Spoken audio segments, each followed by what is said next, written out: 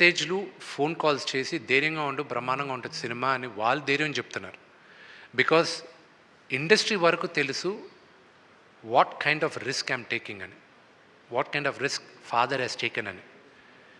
And Venkatesh గారి దగ్గర నుంచి, అల్లు అరవింద్ గారి దగ్గర నుంచి, పేరు పేరున నా మిత్రులు, నా బ్యాచ్లో ఉన్న వాళ్ళందరూ కూడా they have texted me, they have called me, వాళ్ళందరూ they have encourage me. You know I'm just hoping and praying వీళ్ళందరూ గుడ్ విషెస్ రేపు పలుస్తుందని.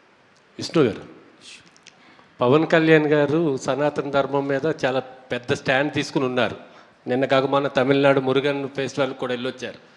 ఈ కన్నా పవన్ కళ్యాణ్ గారికి ఎప్పుడు చూపిస్తున్నారు? ఈ సినిమా రిలీజ్ అయిన వెంటనే ఆయన టైం తీసుకొని ఆయన అడిగి ఆయన ఎప్పుడు చూపిస్తారు, నేనే పర్సనల్గా చూపిస్తాను. శివబాలాజీ గారు పక్కనే ఉన్నారు కదా, అత్యంత సన్నిహితులు. అయితే ఆయన్ని రాయబారానికి పంపిస్తారు.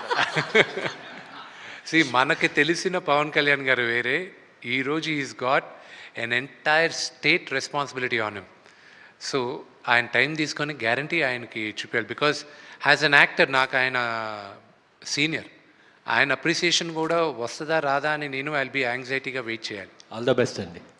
శివబాలాజీ గారు, ఈ సినిమాలో మీకు చిన్న క్యారెక్టర్ చేయడానికి ఇష్టపడలేదని విన్నాము. ఆ పాత్రను మీరు ఎలా ఉండబోతుంది, విష్ణు గారు ఎలా సాటిస్ఫై చేశారు మిమ్మల్ని?